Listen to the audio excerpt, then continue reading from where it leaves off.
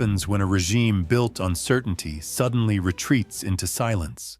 That question began circulating in diplomatic circles after multiple reports suggested that Iran's supreme leader had withdrawn from public view at the precise moment the country was facing its most severe internal crisis in years. Does the disappearance of a leader signal control or fear? According to accounts circulating among Western intelligence officials and corroborated by regional analysts, Ayatollah Ali Khamenei's absence coincided with an extraordinary spike in internal security operations across major Iranian cities.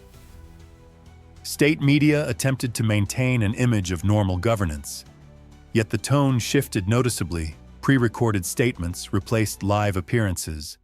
Senior clerics spoke in abstractions rather than directives, and the usual visual signals of authority faded. In Tehran, that silence spoke loudly. The timing matters.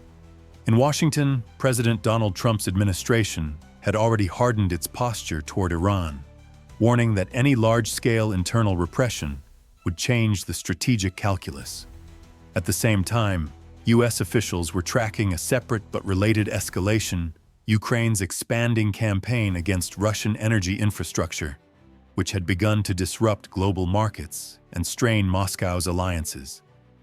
Analysts at Reuters and the BBC noted that these Ukrainian strikes were forcing Russia to reassess how much political capital it could spend defending partners abroad, including Tehran. Inside Iran, however, the immediate concern was not geopolitics, but survival. Leaks attributed to senior officials in the Ministry of Health described casualty figures far exceeding anything previously acknowledged. While those numbers could not be independently verified in real time, the mere fact that such data circulated outside official channels was unprecedented.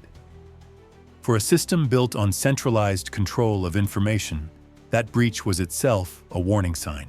Security forces moved quickly. Hospitals were placed under surveillance, communications throttled, and large parts of the country experienced rolling internet blackouts. Defense analysts writing for Al Jazeera and Deutsche Welle observed that these measures mirrored counterinsurgency tactics more commonly used in active war zones than in domestic policing. The message was clear: the state was treating its own streets as contested territory. Yet repression alone does not explain the reported retreat of the supreme leader. Western diplomats pointed to another factor: elite fracture. As Iran's economy struggled under sanctions and regional isolation, divisions within the ruling establishment reportedly widened. Some factions favored uncompromising force. Others quietly urged de-escalation to avoid provoking a U.S. response at a moment when Washington was already emboldened by Ukraine's momentum against Russia. Defense news highlighted that the U.S. and NATO were watching closely, not for an excuse to intervene, but for signs of instability that could ripple across the region. Meanwhile, Russia's position added another layer of pressure. Moscow, increasingly preoccupied with defending refineries, pipelines, and power stations from Ukrainian strikes, showed little appetite for being publicly associated with mass repression in Iran. Military Watch magazine noted that the Kremlin's priority was preserving leverage with Washington, not expending it on an embattled partner whose actions risked global condemnation. For ordinary Iranians, the symbolism of a leader retreating underground carried weight. Clerics who had once framed obedience as a religious duty began speaking of irreparable rifts between state and society. When religious legitimacy erodes, analysts argue the foundations of the Islamic Republic weaken in ways that security forces alone cannot repair. The question now confronting policymakers in NATO capitals is whether this moment represents a temporary consolidation of power or the early stage of systemic decline. Western intelligence assessments remain cautious, but one conclusion is already clear: the regime's instinct was not to project strength, but to hide. Meanwhile, as the world focused on Tehran's sudden silence, new disclosures about what triggered this retreat began surfacing, and what followed next would shock even seasoned analysts. How do numbers become more dangerous than weapons in an authoritarian system? That was the question confronting Iranian officials after leaked casualty figures began circulating beyond the regime's control. If the public learns the real scale of loss, can any narrative still contain the fallout? According to multiple Western diplomatic sources and reporting cited by Reuters and the BBC, internal data from Iran's health bureaucracy painted a far darker picture than official statements suggested.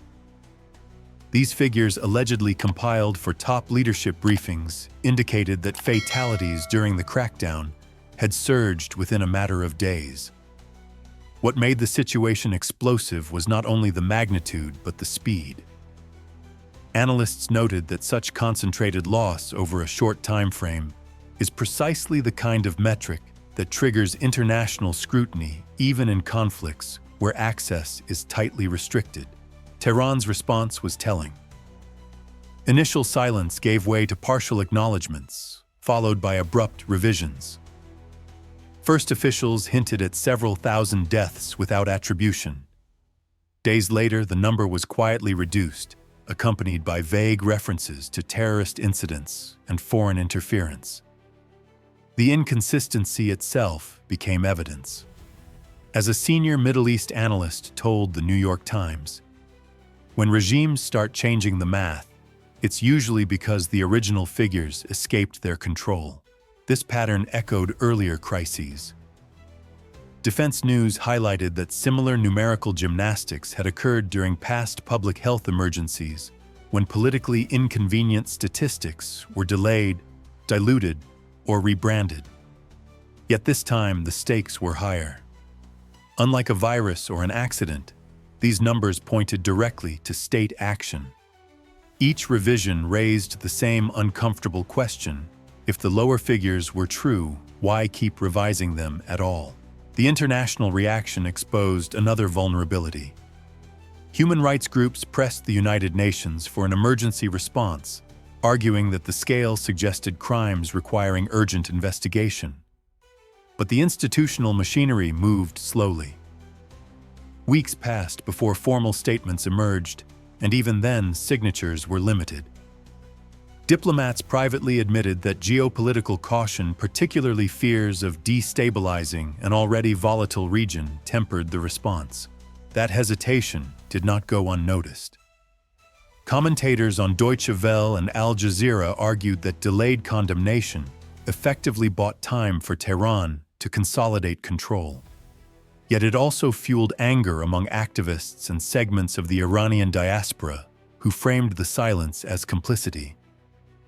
For the regime, this created a paradox: suppressing numbers domestically amplified outrage abroad, while acknowledging them risked igniting unrest at home. Meanwhile, global context mattered.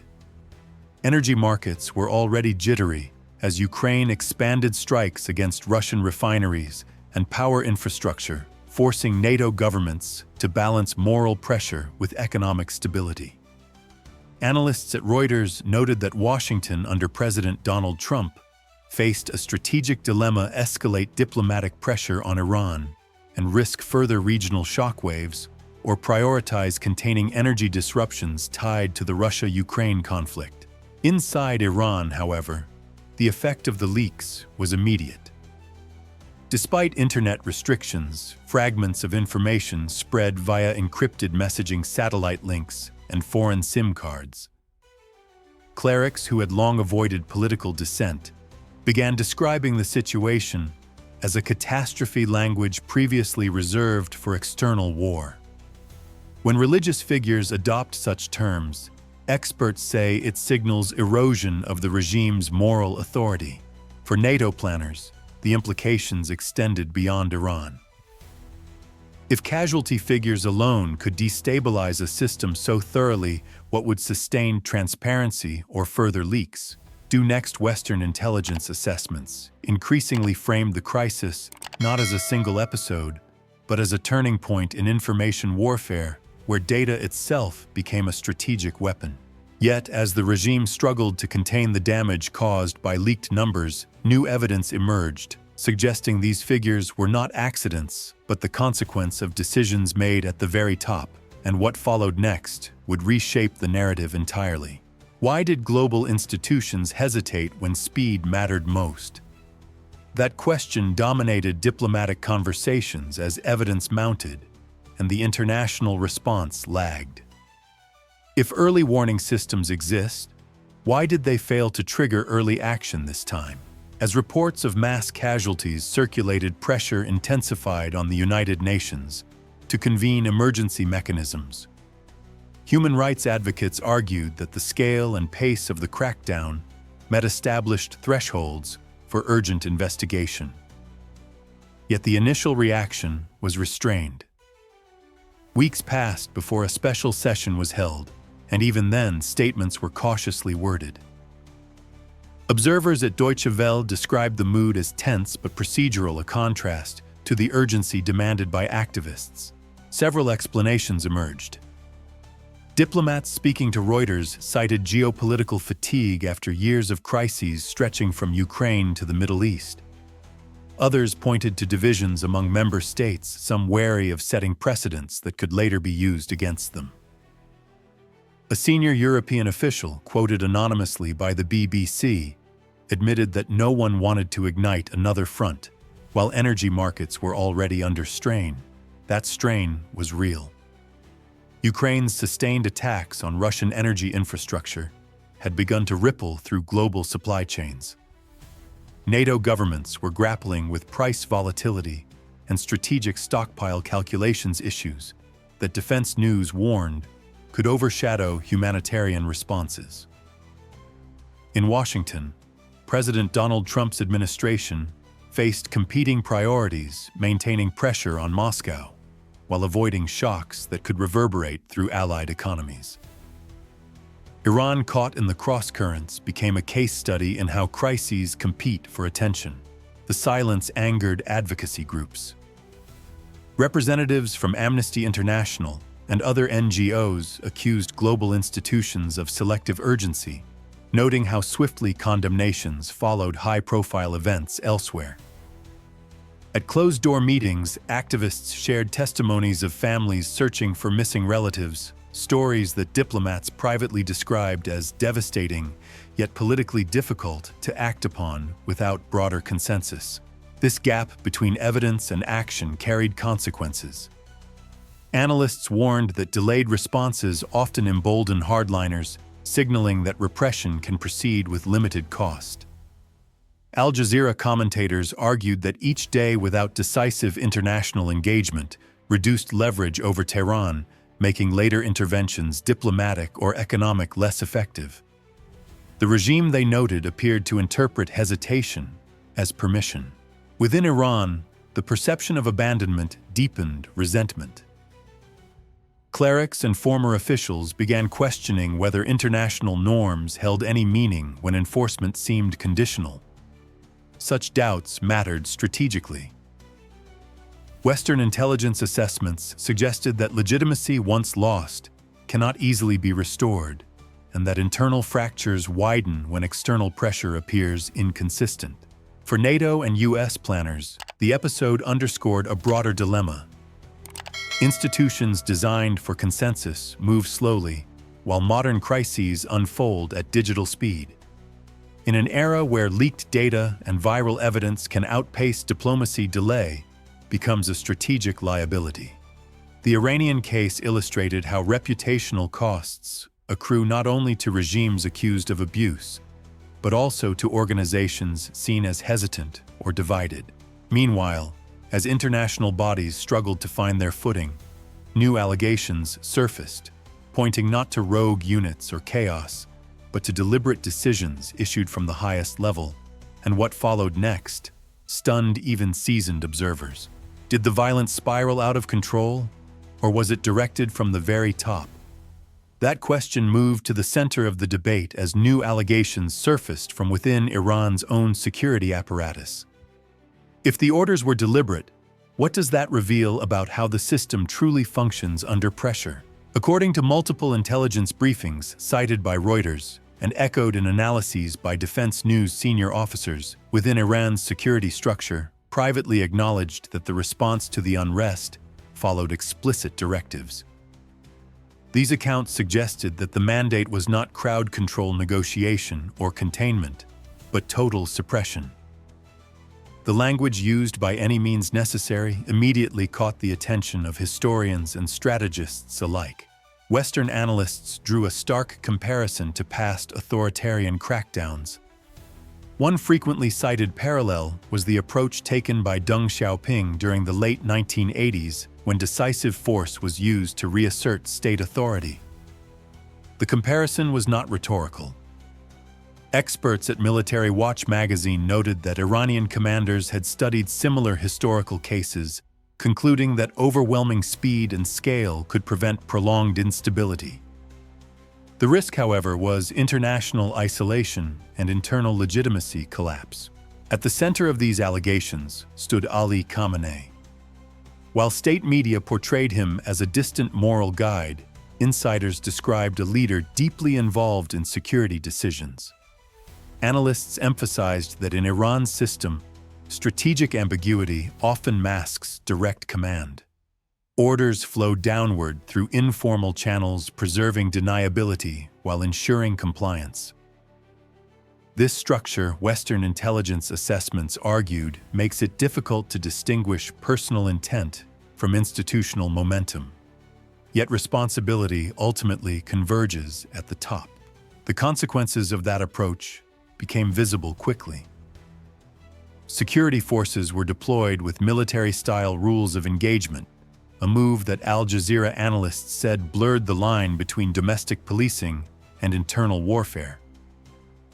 Hospitals fell under surveillance, ambulances faced restrictions, and entire districts were effectively sealed.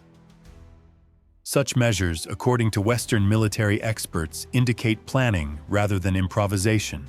International reaction hardened as these details emerged. In Washington, officials within President Donald Trump's administration framed the allegations as confirmation that the crisis was systemic, not accidental. NATO briefings reportedly shifted tone, focusing less on mediation and more on contingency planning for regional spillover. A senior NATO official, quoted by the BBC, warned that when leadership authorizes indiscriminate force, instability rarely stays contained within borders. Russia's posture grew increasingly cautious. Already strained by Ukraine's escalating attacks on Russian energy infrastructure, Moscow appeared unwilling to publicly defend actions that risked further alienation from the West. Defense News pointed out that Moscow's silence was strategic, endorsing Tehran's methods would undermine Russia's own diplomatic messaging at a time when it sought concessions related to Ukraine. Inside Iran, the effect was corrosive. When responsibility concentrates at the top, blame follows. Clerics who had once deflected criticism onto foreign agents began questioning whether obedience still aligned with religious duty. Western sociologists noted that once a regime's moral narrative fractures, repression alone cannot restore cohesion. For policymakers across NATO capitals, the lesson was sobering. Centralized command can produce rapid, decisive action, but it also centralizes accountability. If the crackdown was indeed ordered at the highest level, then the crisis was no longer about rogue forces. It was about a leadership choice with long-term strategic costs. Yet even as authority tightened from above, control over information began slipping from below, and what followed next reshaped the battlefield in ways no security directive could fully contain. What happens when a state seals the internet, yet the truth keeps leaking out? That question defined the next phase of the crisis as Iran's information controls collided with modern workarounds. If communication cannot be fully silenced, can authority still rely on secrecy? Following the crackdown, Tehran imposed one of the most extensive digital blackouts in its history. Mobile networks slowed to a crawl, international gateways were severed, and entire platforms vanished overnight. Officials framed the measures as temporary security precautions, but analysts at Deutsche Welle and the BBC described them as a textbook attempt to interrupt coordination documentation and external scrutiny all at once. The objective was not only to stop protests, but to prevent a narrative from forming. Yet the blackout exposed a strategic weakness. Over the past decade, Iranians had quietly diversified their access points. VPNs proliferated, satellite connections reappeared, and foreign SIM cards circulated through informal networks. Tech analysts cited by Al Jazeera observed that the very sanctions meant to isolate Iran had encouraged digital self-reliance and ingenuity. As a result, footage, testimonies, and internal documents continued to surface despite the shutdown. This information flow mattered beyond Iran's borders. In NATO capitals, analysts treated each verified clip as intelligence, not just evidence. Patterns emerged: deployment routes, unit behavior, and command responses could be inferred from scattered uploads. A defense analyst quoted by Defense News noted that open-source intelligence filled gaps faster than diplomatic channels ever could. In effect, civilians armed with smartphones disrupted the state's monopoly on perception. The regime attempted countermeasures. Officials flooded domestic media with contradictory claims, questioned the authenticity of videos, and blamed foreign intelligence services. But inconsistency undermined credibility. The same authorities who revised casualty numbers now dismissed visual proof, a tactic that only deepened skepticism. Western media outlets increasingly relied on cross-verification, combining satellite imagery, timestamps, and geolocation to authenticate what Tehran denied. Meanwhile, the global context amplified these leaks. Ukraine's ongoing strikes on Russian energy infrastructure had already demonstrated how transparency could magnify impact. Each successful Ukrainian attack, confirmed through open sources, pressured Moscow economically and diplomatically. Analysts drew parallels: just as energy facilities could not be hidden from satellites, internal repression could not be erased from the digital record. Information had become a force multiplier. For the United States, the implications were strategic. Under President Donald Trump, officials emphasized that information dominance was now inseparable from deterrence. Quietly, Western governments adjusted messaging, allowing verified evidence to speak while avoiding overt escalation. NATO briefings highlighted that credibility once lost rarely returns, and that Iran's attempts to deny visible realities were accelerating that loss. Inside Iran, the psychological effect was profound. When citizens see proof that others are watching, fear shifts. Clerics and former officials began acknowledging that control of belief central to the system's survival was slipping. Sociologists cited by the New York Times argued that once people realize the state cannot fully silence them, compliance becomes conditional rather than automatic. Yet this digital resilience also carried risks. Analysts warned that unchecked exposure could provoke harsher repression, especially if leaders felt cornered.